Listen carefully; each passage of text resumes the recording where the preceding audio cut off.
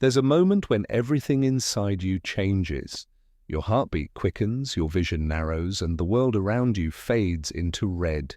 You feel the heat rise, your hands tremble, and words you never meant to say sit at the edge of your tongue. That's not just anger. It's your mind losing its balance. In that instant, the rational part of your brain goes silent, and a primal force takes control. A force older than reason itself. Anger is powerful, dangerous, and deeply human. But have you ever wondered why it controls us so easily, and what it's truly trying to tell us? This is the psychology of anger. Anger, it's a fire that lives inside every human being. Sometimes it burns quietly, and sometimes it explodes without warning, consuming everything in its path. It can make us say things we don't mean, hurt people we love, and destroy moments we can never take back. Yet, anger isn't always our enemy. It's a message, a signal from the deepest parts of our mind that something feels unfair, painful, or out of control. Behind every burst of rage lies a story of fear, of rejection, of disappointment, of injustice. Understanding anger isn't about suppressing it. It's about learning to listen to it. Because when we decode what our anger is trying to say, we begin to understand ourselves in ways we never have before. Anger isn't just an emotion, it's a psychological storm. It begins deep inside the brain in a small almond-shaped structure called the amygdala, the part that detects threat and triggers our instinct to fight or flee. When the amygdala senses danger or injustice, it floods the body with adrenaline, preparing us for battle. Our heart rate rises, our breathing quickens, and our focus narrows. In those few seconds, the logical part of our brain, the prefrontal cortex, begins to shut down. That's why in anger we often lose control of our words, our actions, even our sense of reason. But anger isn't always destructive. In its purest form, it's a reaction to pain, emotional or physical. It's the mind's way of saying something isn't right. It can come from feeling betrayed, disrespected, ignored or powerless. And sometimes, anger hides behind masks, frustration, sarcasm, or silence. The truth is, we don't get angry for no reason. Every spark of anger has a story behind it, a story of unmet needs, broken expectations, or hidden wounds we never healed. If we could pause just for a moment and look beyond the rage, we'd see that anger isn't trying to destroy us. It's trying to protect us. The problem begins when we stop listening and start reacting, powerless. Pain of watching something we care about slip away. Sometimes anger is fear wearing armor. Fear of losing control, fear of rejection, fear of being hurt again. So instead of showing that fear, we show strength. We raise our voice, we build walls, because deep down, anger makes us feel powerful when we actually feel weak. And yet every time we let anger take control, we feed a cycle. The same emotion that begins as self-protection ends up causing destruction. In our relationships, our peace, and our sense of self. But what if we could break that cycle? What if, instead of letting anger use us, we learn to use it? To understand what it's trying to tell us and respond with awareness instead of reaction. That's where psychology meets power.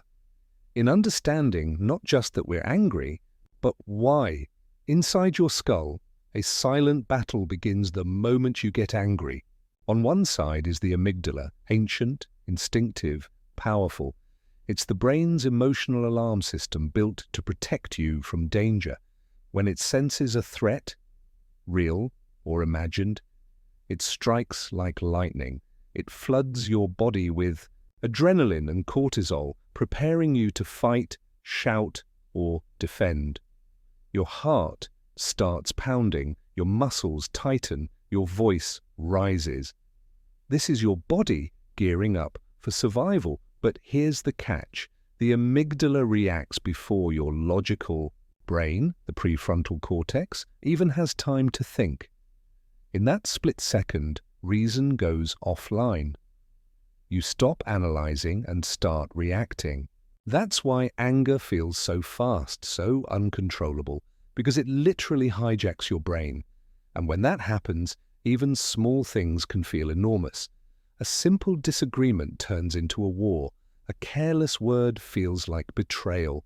The emotional brain magnifies everything. Later, when calm returns and your prefrontal cortex takes control again, regret follows. You wonder, why did I say that? Why did I do that?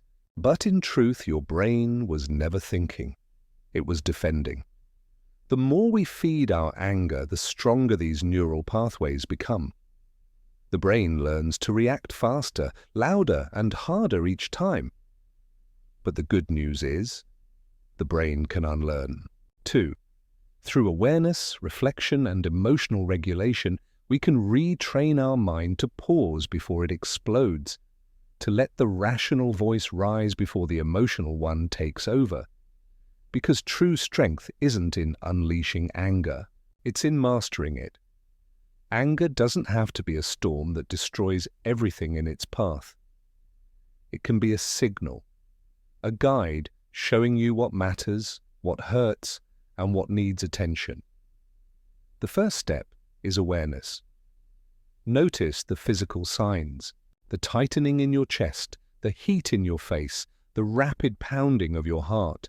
Recognizing these signals gives you the chance to pause before the fire consumes you. Next comes naming the emotion. Simply saying, "I am angry," activates your rational brain, so the prefrontal cortex, and creates a space between impulse and action. This small pause can prevent 1,000 regrets. Then dig deeper. Ask yourself, what is this anger really about? Is it frustration, fear, hurt, disappointment? Behind every eruption lies a hidden message, a wound that needs understanding, not suppression. Finally, channel your anger, don't fight it. Physical activity, creative expression, or constructive problem-solving can turn the raw energy of anger into power, not destruction. When you learn to listen to anger, to understand it, and to act consciously, it transforms. It becomes clarity, motivation, strength, a force that propels you forward instead of tearing everything down, because true mastery of anger isn't about eliminating it. It's about understanding it, respecting it, and turning its energy into a tool for growth, not destruction. Anger is not your enemy. It is a messenger, a force that tells you when something is wrong, when boundaries are crossed, or when your heart has been hurt. The fire you feel is not meant to destroy. It is meant to guide. The choice is yours. To let it control you, or to understand it, transform it, and rise above it. Every time you pause, breathe, and listen, you reclaim a little more of yourself. You turn instinct into awareness, reaction into action, and chaos into clarity. Remember, mastering anger doesn't mean never feeling it. It means feeling it fully, understanding it deeply, and using its energy wisely. When you do, you don't just survive your emotions, you harness them. You turn one of the most destructive forces inside the human mind into one of its greatest sources of strength, so the next time anger rises within you, don't fear it.